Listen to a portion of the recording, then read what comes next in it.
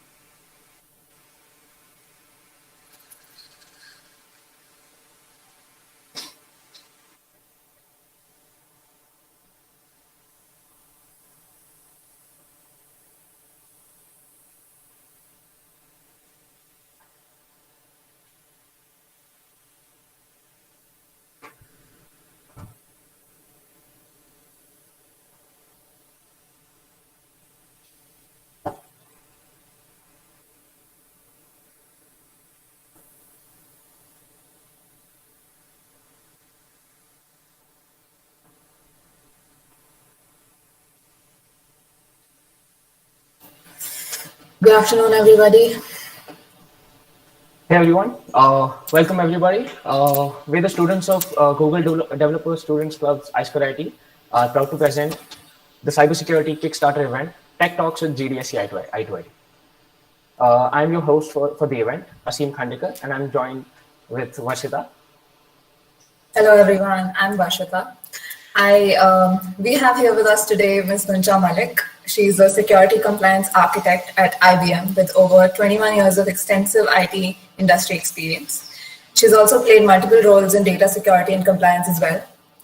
And she's a quantum computing enthusiast. Thank you so much for being here with us, ma'am. Would you like to say a few words? Thank you, Varshita and Naseem. It's a pleasure to be here. I believe I2IT is in Hinjewadi, right? Yes. Okay. So just for your information, I stay in Blue Ridge. So we are quite close by. So it would Small be world. nice to meet you someday. Sometime in the future. You're right. Are you having physical schools now? Not yet, but we're looking forward to like college opening in a few months, like in the coming month, I guess. All right. Okay. Uh, So do you want me to get started or do you want to start with something specific? Yeah, I mean, we would just like to start with, asking you how you realized that cybersecurity was your thing. Was it a big thing when you were in college? How did you come across this domain? How did you get into it? Okay, so before we get into the question and answer thing, do you want to kind of see what are the different trends going on in the cybersecurity world? Do you That would think be that great. will help? Yeah. Okay, let me quickly share that. And I'll try to keep it short. This is not a short presentation, but I'll try to see if I can make it quick. Okay, I hope I'm able to share my screen. Yes, it's visible. Are you able to see it? Okay.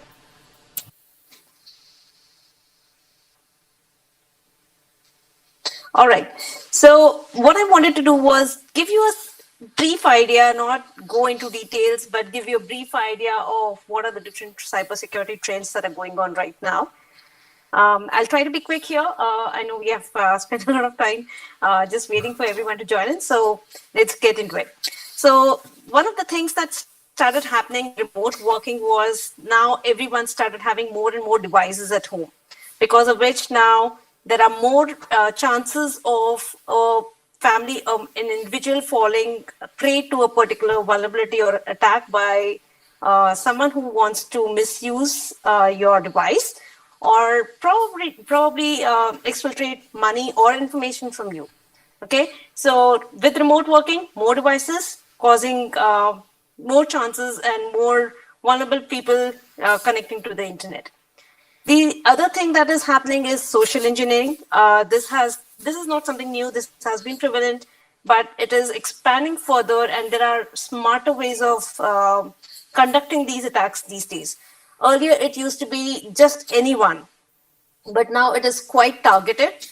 They are looking for the right set of people whom they want to target and what they will get out of it. And based on that, they are conducting social engineering. Something that you probably might need to know or should know is, so that you don't fall into that category of victims, is that these attackers generally look for information that is publicly available. Okay, so whenever you're sharing information, just be cautious about what information you're sharing.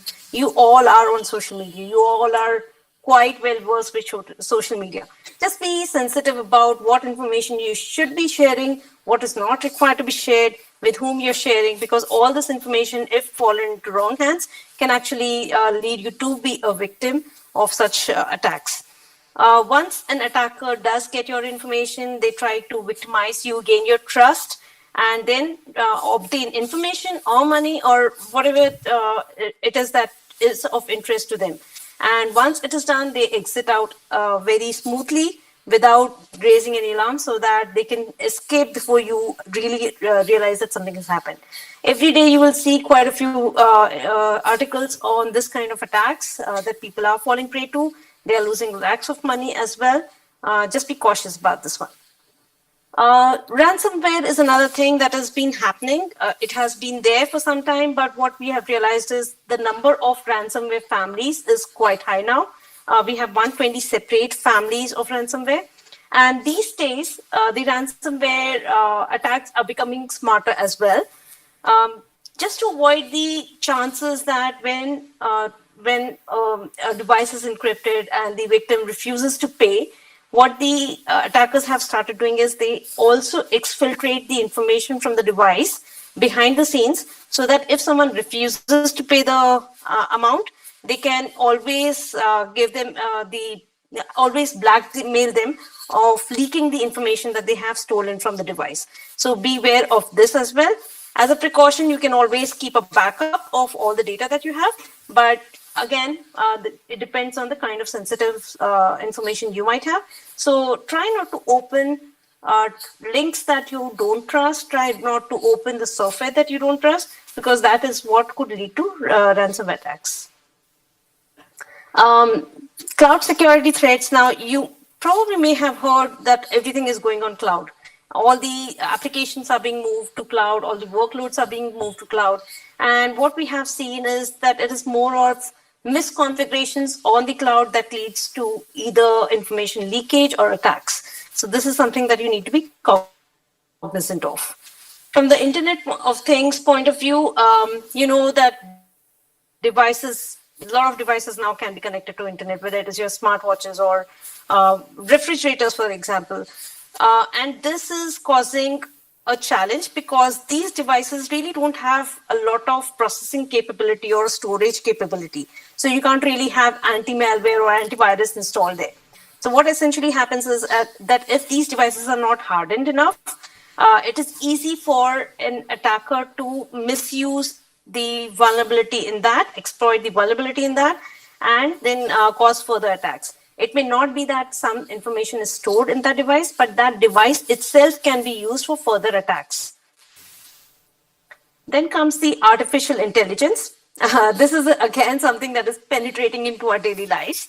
You can see it everywhere. You have smart assistants at home. People are very happy about it, but you have to be cautious about what information is being collected by these artificial intelligence devices or smartphones, the chatbots you have. What information are they really collecting? How are they really using your privacy information? Who else is getting the access to? So it is very important to understand how your information gets used, and also from the decisions point of view, because artificial intelligence would surely be used to take certain decisions.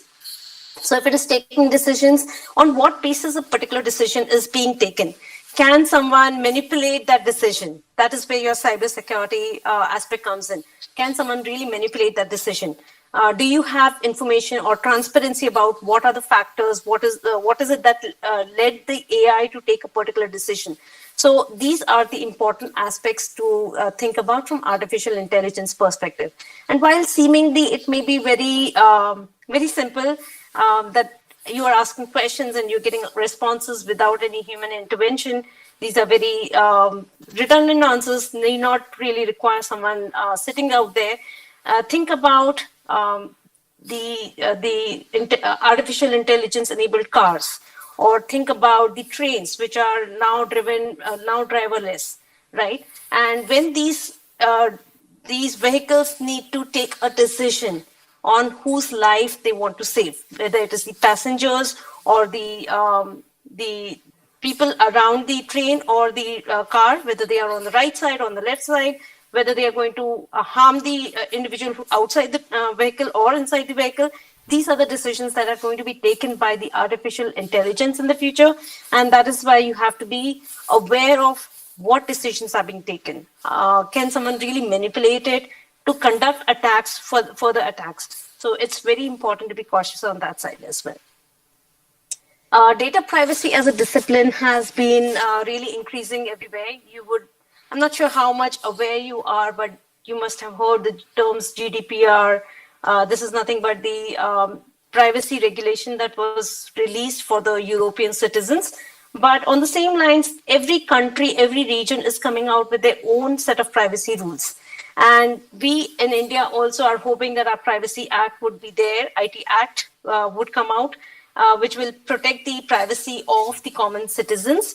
And this is becoming all the more important because this is now penalizing the vendors who are not complying with the privacy regulations. And last but not the least is quantum computing. Although this is not there yet, this is not at the level where it can really be exploited to conduct attacks. But this threat is not, I wouldn't say it is a threat that is not realistic. It can happen, okay? So in 1994, one of the scientists, developed an algorithm, a quantum algorithm, which actually expedited or increased the speed with which the calculations could be done. And specific calculations, that is identifying the prime numbers of very high number. Okay, and that is what challenged the algorithms that we are using for current cryptography. Now, with that, if this quantum computer of good enough size becomes a reality in the future, then all our data that is encrypted using these algorithms is going to be at stake. Okay, so it is very important that we start thinking about what are the algorithms that should be used such that our data will be protected even when a quantum computer of very high power is available in the market, in the field for anyone to use and conduct attacks. So that is where it is important to think about this as well. So these are the areas you would see, and I have a few links provided here as well. But these are the aspects that you could think about when it comes to quantum when it comes to your cybersecurity. How do I remove the screen share? Yeah, I saw it.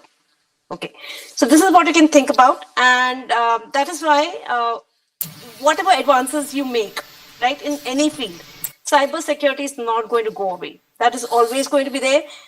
It is very interesting, definitely. Every day I have new things to learn about, and so we'll just get into the questions now. So, seeing your first question was, how did I get into this field, right?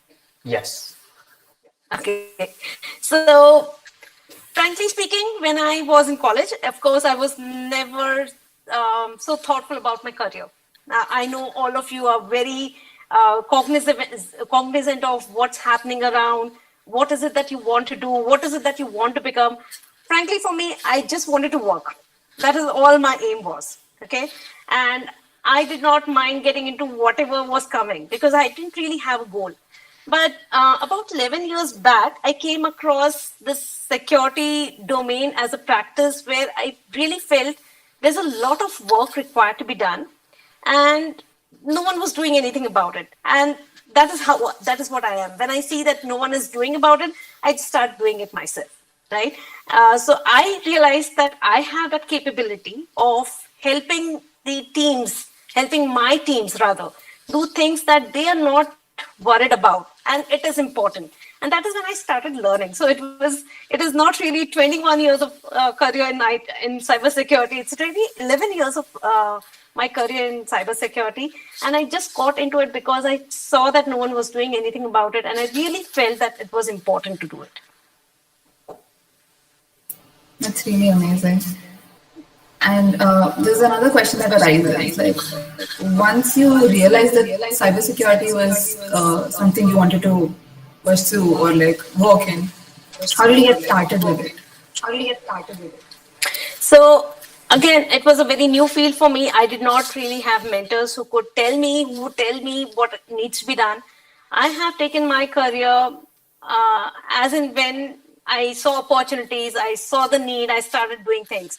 I started with very basic course, and I didn't really know that I was going to be in this field for a long time. What my intention was to just do the things that were required at that time. But then I started realizing there's so much to learn.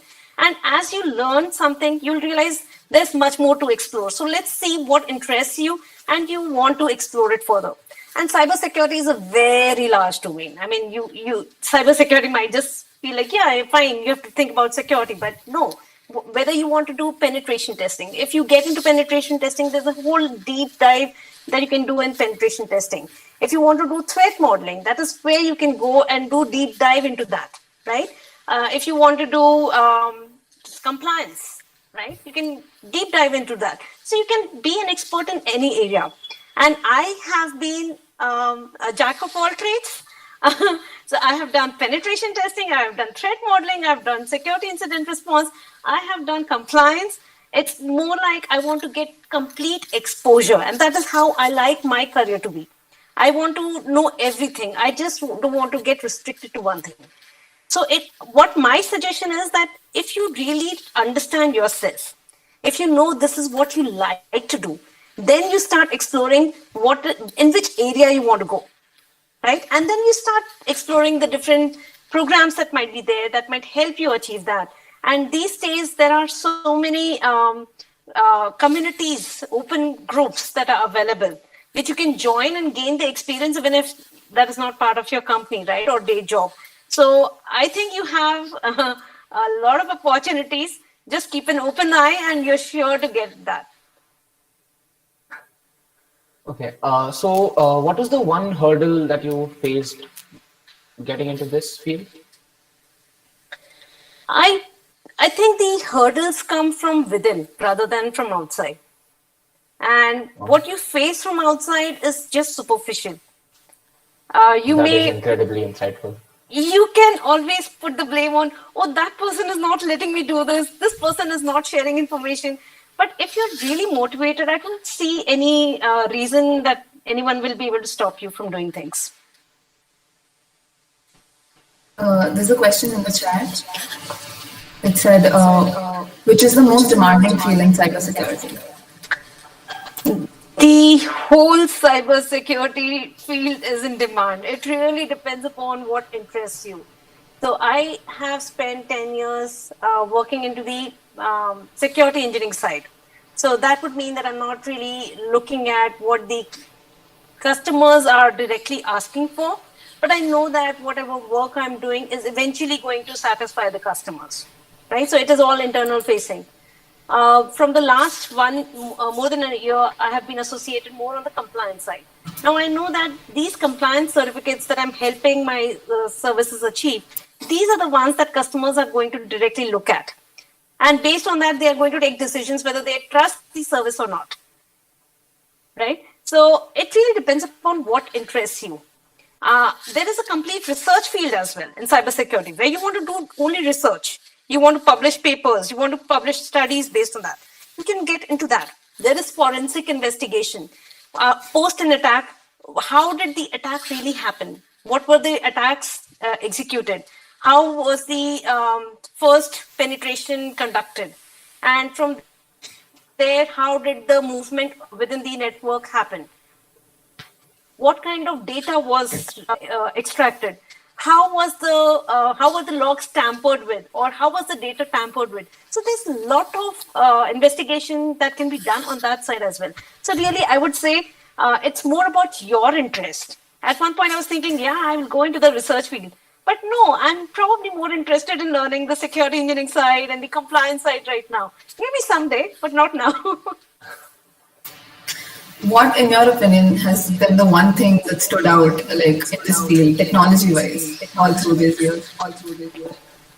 So this is quite evolving. The biggest challenge with cybersecurity is that as and when we evolve the technologies, it opens up new ways of conducting attacks. So if you're not keeping yourself up to date with what are the new technologies, you will not be able to identify what are the techniques that could be adopted by the attackers themselves. And attackers, they can have, they're all spread out, right? Cybersecurity, everything is internet connected. It's very easy for them to conduct it from anywhere. They definitely have much more knowledge. And if we don't become smarter like them, we won't be able to protect the systems ourselves. So every day is a day for learning. Yeah. I have a slightly different question. Like, what was the one thing that exceeded your expectations, like in this field, in the cybersecurity field, especially when it came to like the corporate culture and stuff? So I would have expected that if you don't know that knowledge, don't have the knowledge on cybersecurity, why would anyone give you that role, right? I did not, when I entered into this domain, I did not have that role. I did not have those skills. I have never attended any course in the college on cybersecurity, right? So for me, it was more like I was hoping that others would help my team take up the practices, conduct the practices during the development. But what I realized was they saw I had more passion than them, and they eventually said, why don't you just take up this role and do it yourself? So they were very fine, very open for me to learn as and when I pick up new things and get into a role. They were completely fine with that part of it. So it was quite surprising for me when I was told that, Guncha, I think you should take up this role since you are more into it and you're more interested in it, and I think you're doing a better job than me. So I was kind of surprised, but then, that is what changed my entire career. So what you're saying is having the passion to work before knowing anything about it is what matters. Just having the passion will not help. Of course, you will have to show. But yes, if you follow your passion and if you continuously, persistently continue efforts towards that direction and show the outcomes, definitely you will be able to achieve it. That's great. There's a question in the chat from Sumit Patil. Coming from a tech background, almost everyone gets a question from their friends. Can you hack FB account? My question is it actually possible to hack someone's social media account? So think about it this way, and I'm going to give you a very generic answer rather than saying whether you can hack FB account or not. When there is a software, any software, right, there is bound to be some vulnerability. Now, it could be that you're not aware of what vulnerability exists. Finally, this is written by someone. Even if it is written by a robot, it will again have some kind of vulnerability. It's just a matter of finding it, right? So, yeah, there might be a way of attacking FB accounts and hacking them, definitely. I'm not a person who would do that. I have not found my interest in that direction. I have performed penetration testing only from the ethical side, not from the unethical side. So I would not be able to comment on that. Here's another question. It says, will companies help support us with money for certifications? Yes, so quite a few companies do provide that support. It really depends from company to company. I cannot say that every company would be able to do it. You have to think about it this way. If a company finds value in its employees getting a particular certification, and I don't see the reason why the company would not be able to do it, unless there are, of course, some revenue issues that the company is facing, right? Or maybe that is not something that the company believes is going to help them in the long term. But if it is going to help them in the long term, definitely they would support this. Cybersecurity is definitely one of the key fields right now. Okay, it has been growing. There is lack of workforce right now. We are really short of the workforce as compared to what is required. So I'm pretty sure that companies would try to support as far as possible. So like since cybersecurity is like such a growing field and there's a lot of scope in this field, how would you suggest that freshers like us should start to approach the field, and how should we start? Like, what is the first thing that we have to do? How do we begin? What would you suggest? So there are again, I would like to say that you first should evaluate what your interests are. Okay. If you just want to have a generic understanding of cybersecurity, there are a lot of courses, free courses that you'll find on the internet as well. But you can also, if you want to go for certifications directly, then there are many providers as well. You can go to CompTIA, you can go to EC Council. So there are many providers. Just take the basic certification if you want to, and then see what is the next thing that you want to do. So when I started in this field, the basic certification I had to take CEH because the company was providing. And I was not aware of what are the different certifications that are relevant and important to take. So I just went ahead and took EC Council CEH.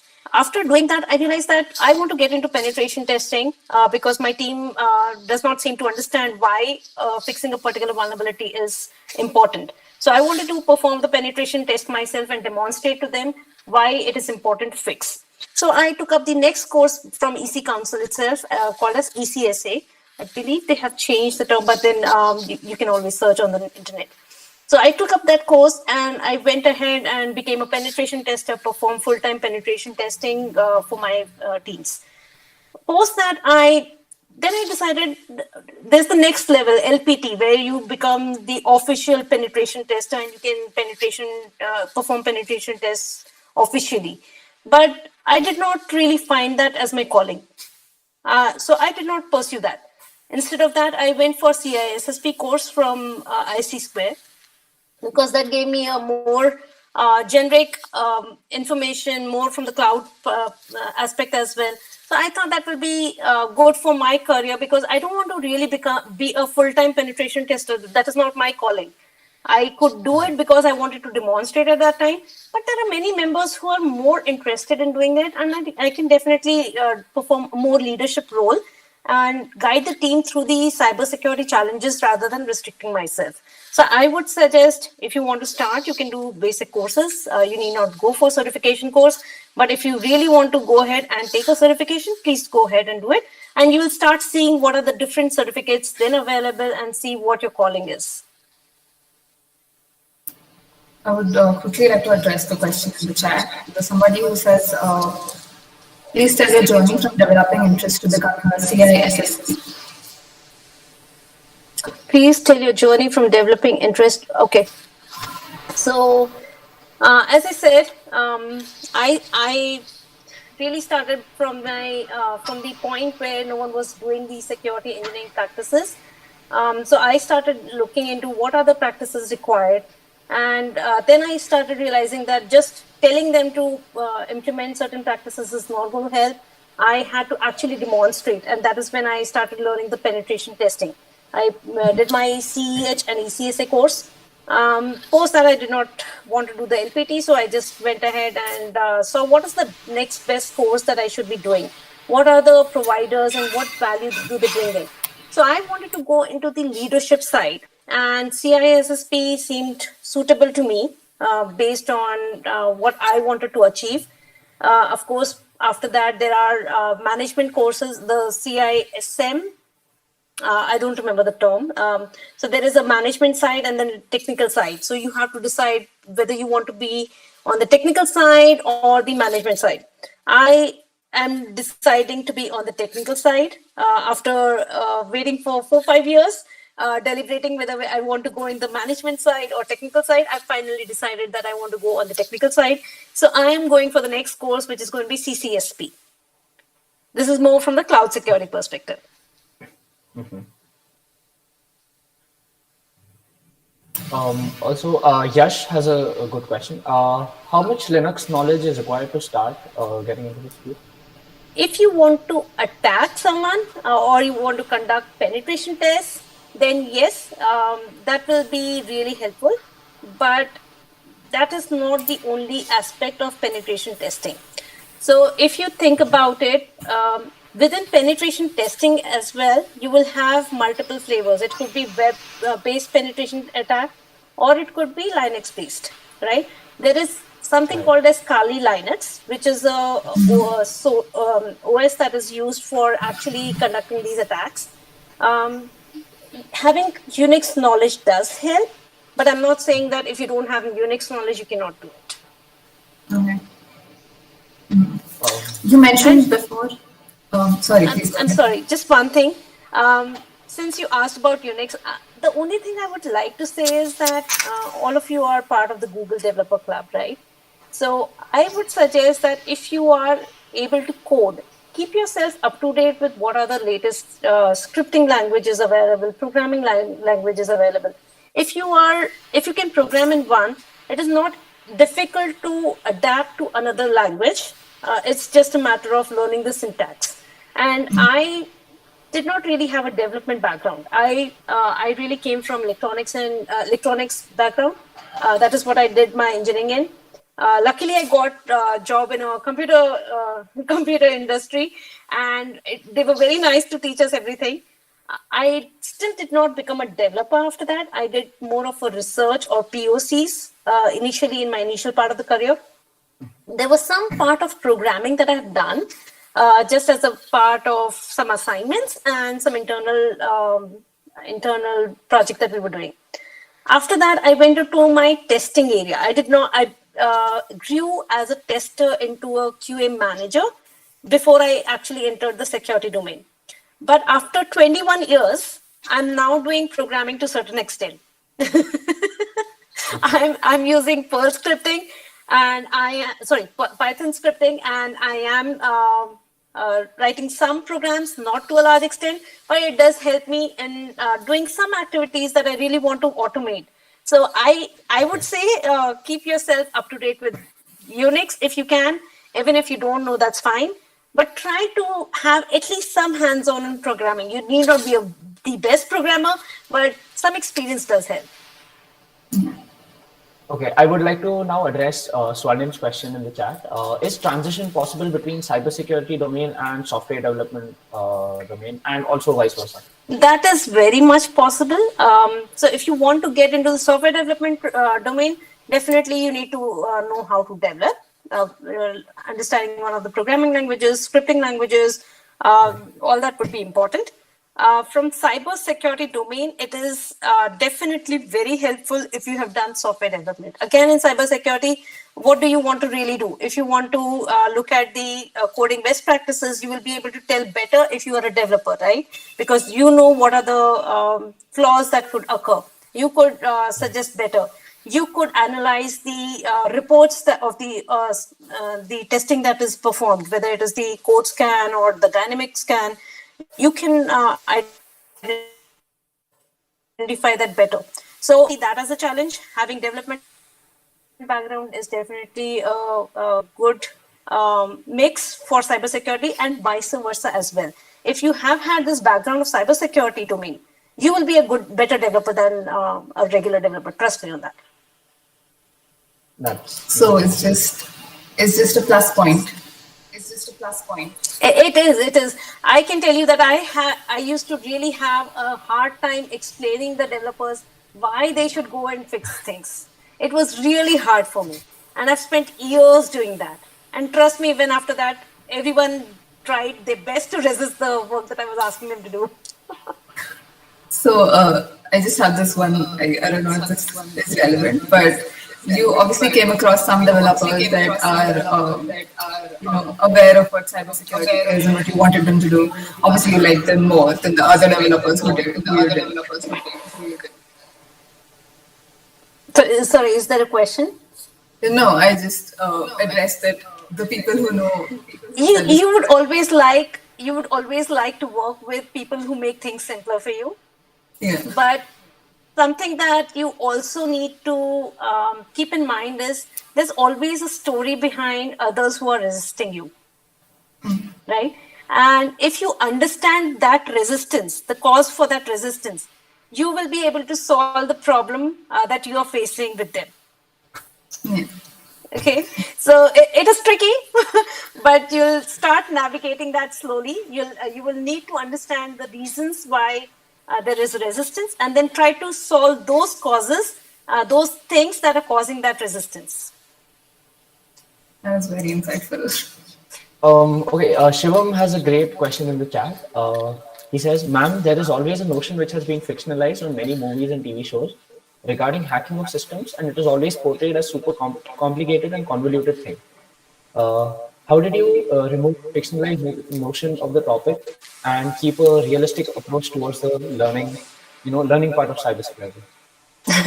Okay, so what I would say is everything looks complicated when you see it from far, right? If you're not driving, if you don't know how to drive, it feels like, oh wow, that person can drive.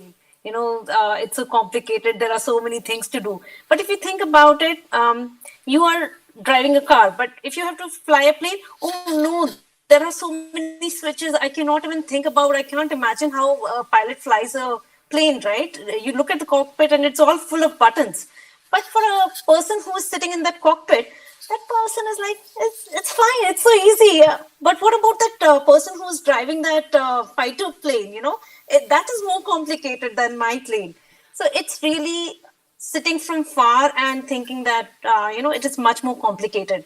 What you will realize is when you start doing things yourself, oh, this is so super easy. It's so easy to do these things. So my son is 14 years old, and he has already written a program to copy the content from the internet and save it in a local copy. Then he decided, oh, you know what? I want to encrypt the data that I'm sending to my friend. I don't want anyone else to read. So he started encrypting the data, and he wrote a program to encrypt the data and decrypt it all by himself.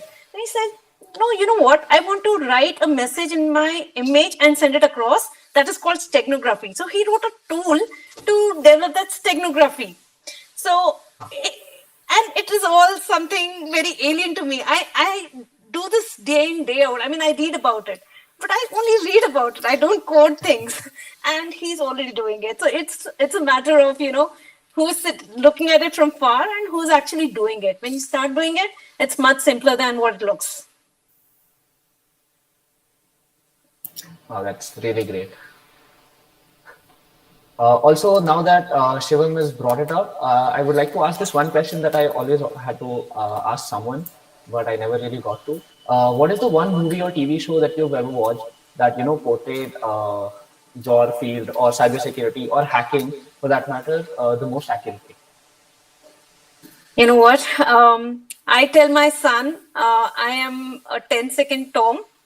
I don't remember anything after I do things. I won't even remember the movie names that I've watched on hacking. So really a very bad question for me. That's all right.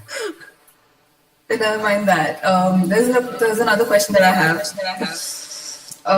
Is there anything that you would make like a rule of some sort, like a law that everybody has to follow, like regarding this field? Like, is there something which you would?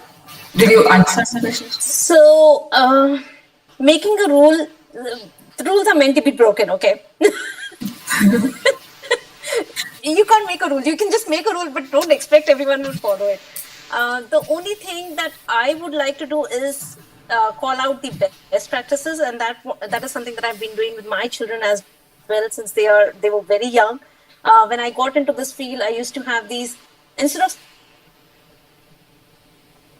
sending the children into summer camps, I used to where I used to kind of make them aware of what are the cybersecurity issues and what they should be aware of. So it's more about educating them, making them aware, and finally whatever actions they take, it's we will have to face. But then at least making them aware of what they should be sharing, what they should not be sharing, whom they should be befriending, etc., etc., what they should be accessing on the internet.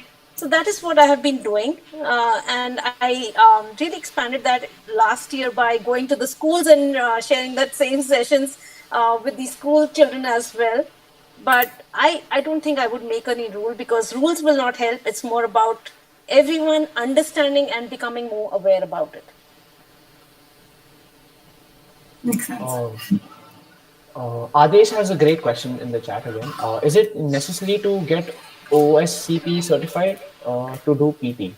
So if you want to officially, as a penetration tester, you want to conduct such attacks ethically, you definitely need to have some certification which allows you to do that. Again, you will have to make sure that, so there are multiple vendors. It's not just one vendor. So I would definitely suggest that you do that.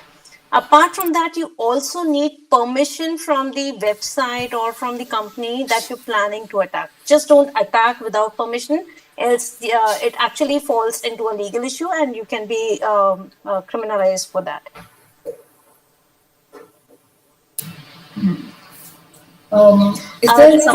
To that matter, there's an interesting incident that came to my mind. I believe last year. So there is a penetration testing company, I believe in US, and they were given a contract to perform this penetration test. It was more of a red teaming. And red teaming is an exercise where you try to penetrate without the knowledge of most of the individuals. So there would be some contracts signed. The company would actually give you that contract, but only a few members in that company would be aware of it. And then you can conduct different types of attacks in order to see how well you can penetrate there. And it is interesting that the team did not really see the contract well, the contractual terms and the requirements well. And what they did was they actually performed a physical penetration test. They take court, and they said we were just performing this penetration test, that is fine. And the court said, no, we didn't have this as part of the contract. What you did was illegal, and now you're in jail. Whoa.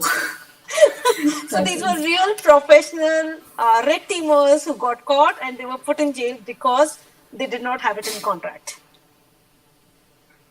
That is something we need to always read the contracts then. You need to be very careful. So there are many bug bounty programs. So those who are interested in really pursuing this, there are bug bounty programs. You can go to HackerOne. There is Bugcrowd. You will also get the information on how you can start learning how to conduct the attacks. Then they will give you the companies that are registered with them and are making their applications open for such exercises. The time frame when it is, what type of vulnerabilities they are interested in finding in their software, what is allowed, what is not allowed, everything is written. So if you, and people have been really gaining earning as well just by conducting and reporting the vulnerabilities there. So that is one thing that I can recommend that everyone can try hands-on. Again, be within the limits. Don't try to execute anything that is outside those terms.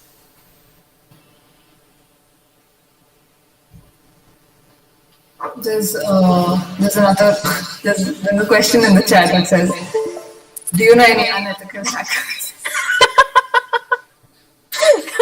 No, I'm more on the ethical side. I don't have any contact with unethical hackers.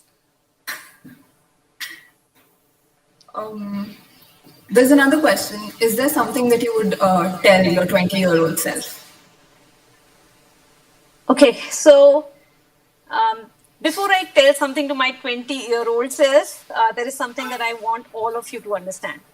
It is very easy for anyone at your age to get that peer pressure that my friend is doing so many things and has so much knowledge and I don't have it myself.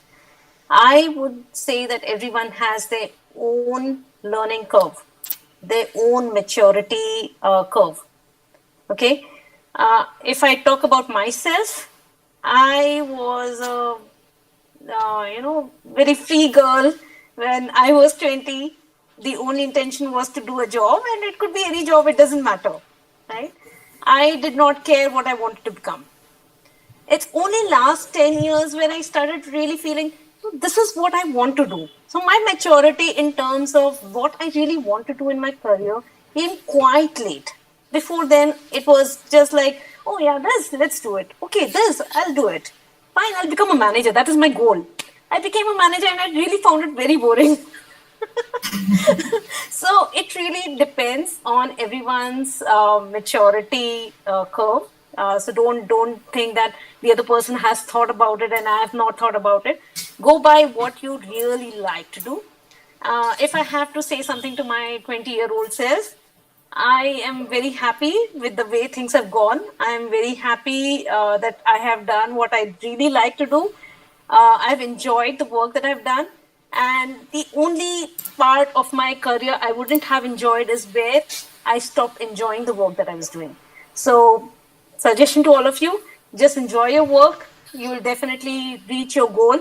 Don't think that I have to be so and so in 10 years. Those goals never get met. See what are the opportunities that are coming your way. If that opportunity interests you, why not?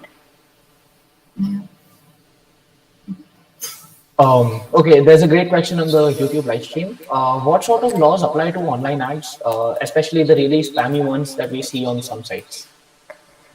I'm not sure if there's any law, right?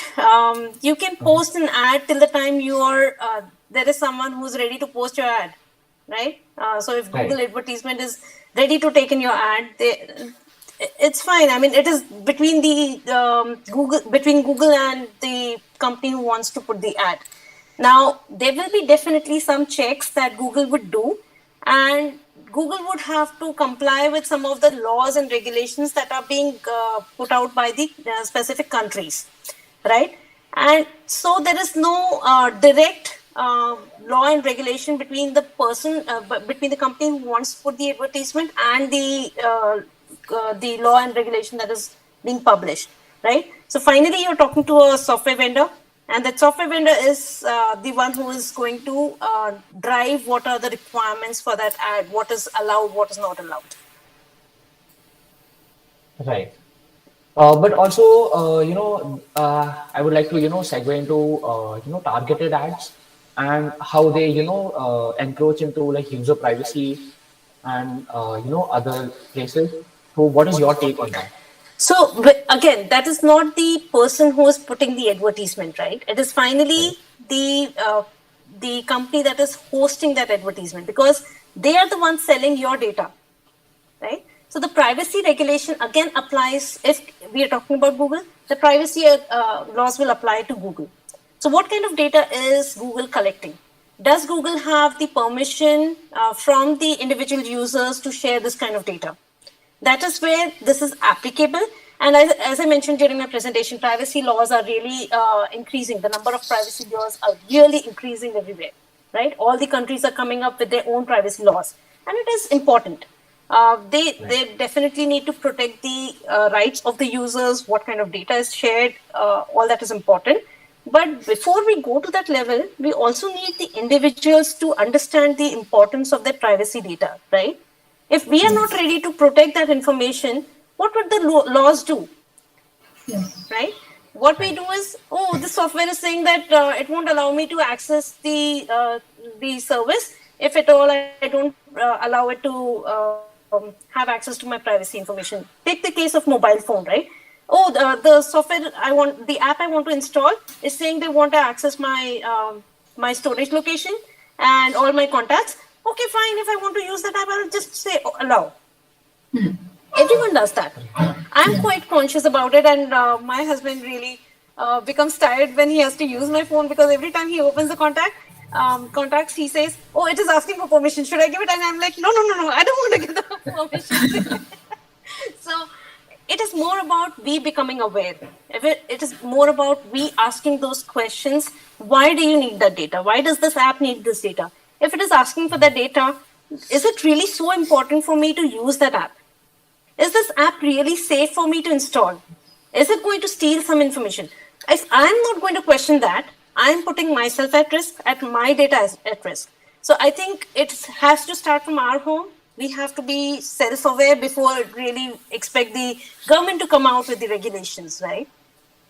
Right. So what you're saying is people need to understand the depth of that one simple question. The question has to start from ourselves. Yeah.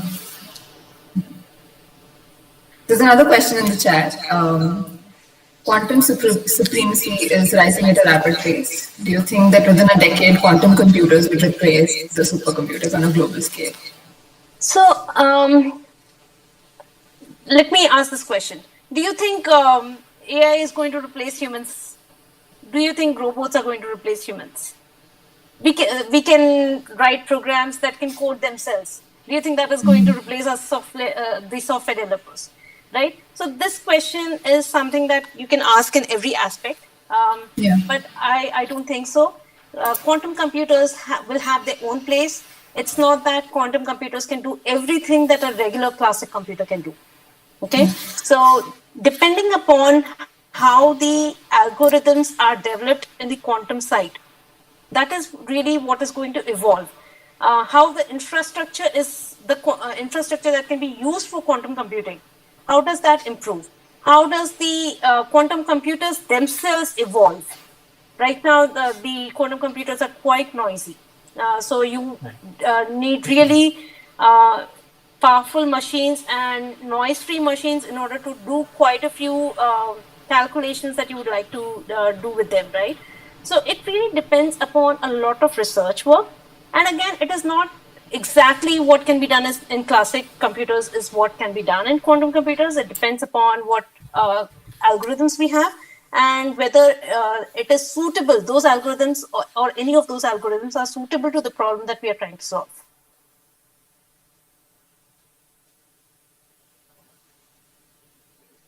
Right. Also, Adesh has this question. Does CTF and HOF matter in resume when we apply for any cybersecurity role? What is HOF? You'll have to tell me, sorry. Adesh, you'll have to let us know in the chat what that is. So CTF is capture. Oh, okay. So, all right.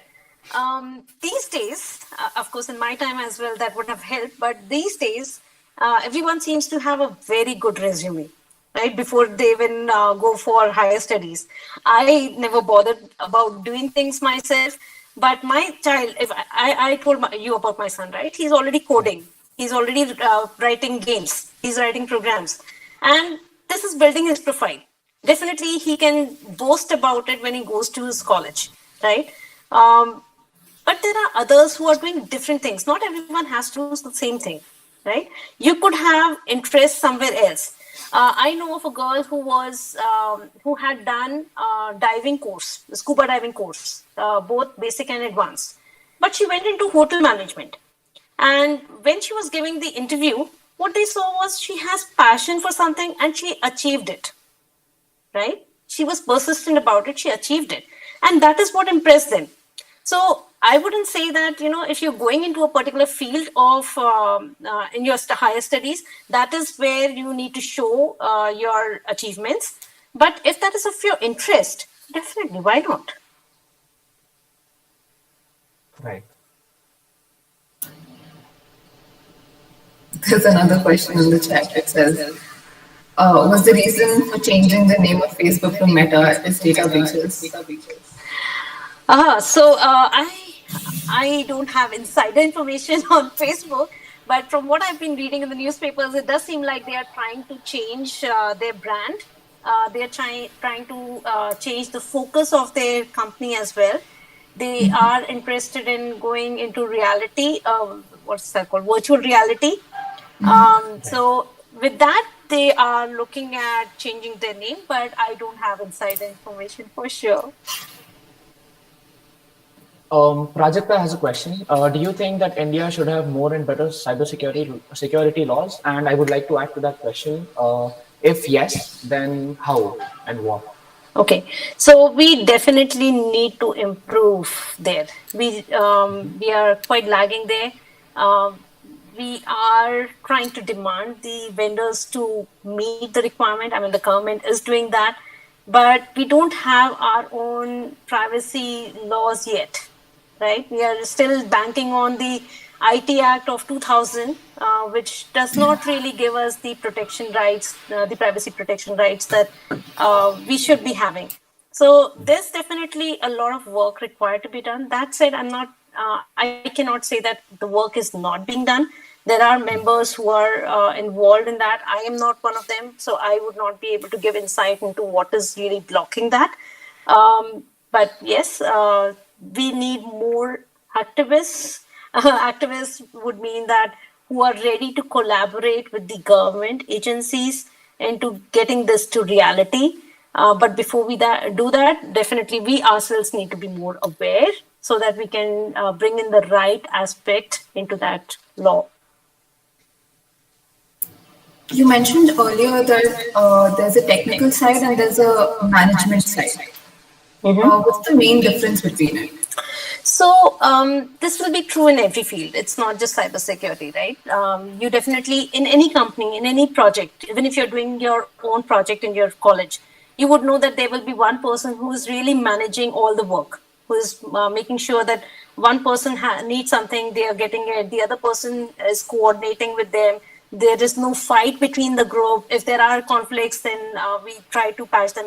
So that is where management comes in, where you're trying to bring everyone together. You're making sure that everyone is working together, their needs are met, or they have been working long hours, you get them food, all that. Even you're doing this day in, day out in your projects, right? That is the management aspect, where you manage the people, manage the project, manage the company, whatever, right? Then there is technical aspect, right? I don't care what others are doing. I don't care what the manager is doing. I have to get this work done. How does it need to be done? What are the challenges? How can I resolve these challenges? What are the technologies that need to be used for this? What is it, if I compare these two technologies, which is better and why? Taking decisions on that aspect, that is where you would think about the technical aspect of implementing the project. Yeah.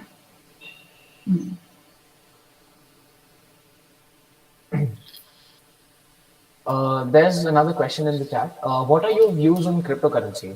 Should it be legal or not from the security point of view? I don't have any view on that. I don't know. I can't say if it is there.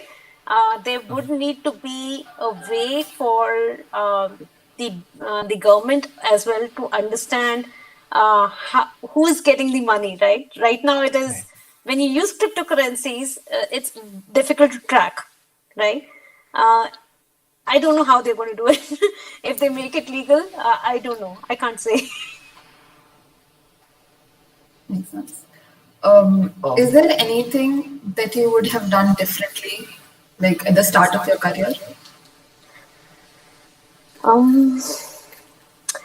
I would say that definitely having a good idea of what my interests are definitely helps. I never had that.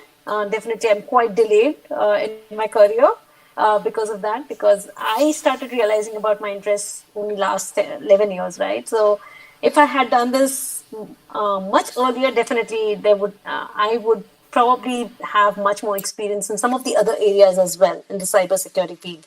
So that is the difference it makes.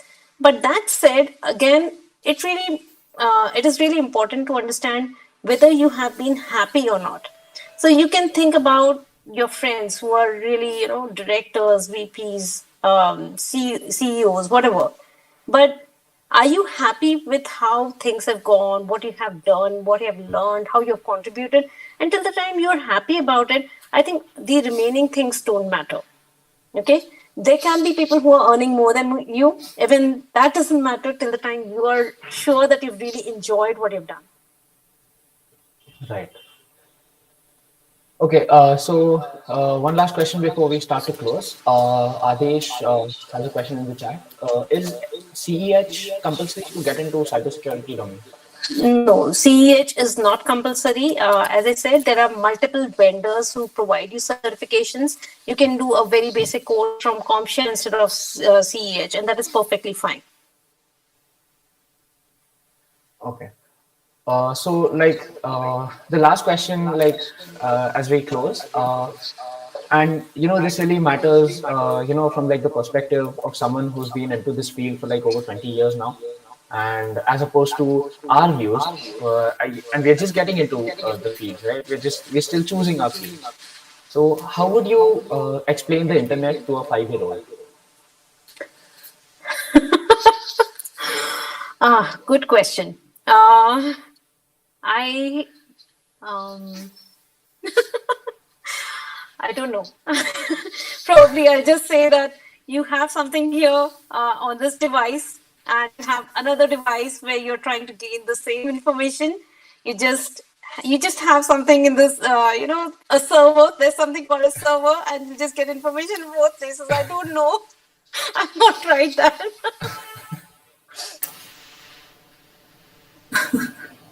That actually is a really good question. Nobody, if like, I don't know.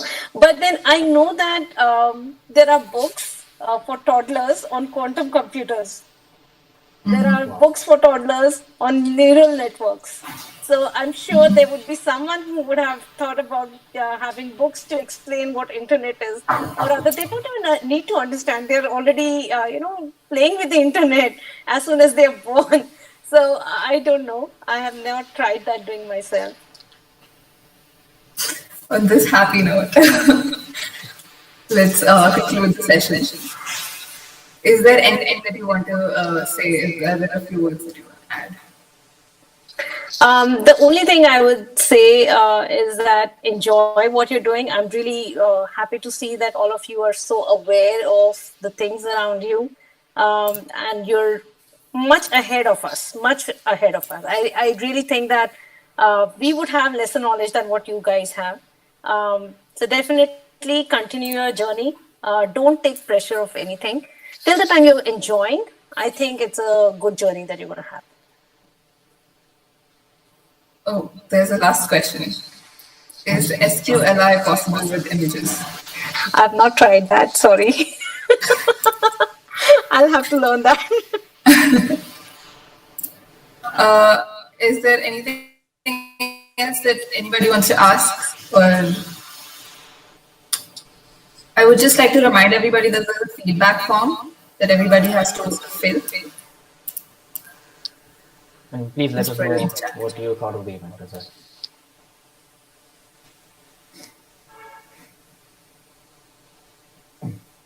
Seem anything you would like to add? Just thank you, ma'am, for being here and actually coming and talking to us. It was a really insightful event. Thanks for inviting me. It was fun talking to you all. Thank you. Okay, bye. Bye bye.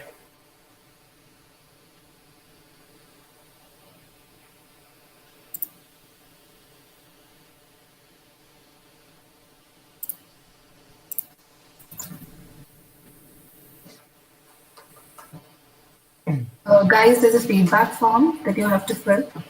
Please Yeah, fill don't that. forget to fill the form. And yeah, thank you for joining. Thank you so much for joining. Thank you, Siddharth. You can connect with her, connect with Guncha on LinkedIn if you want. That is.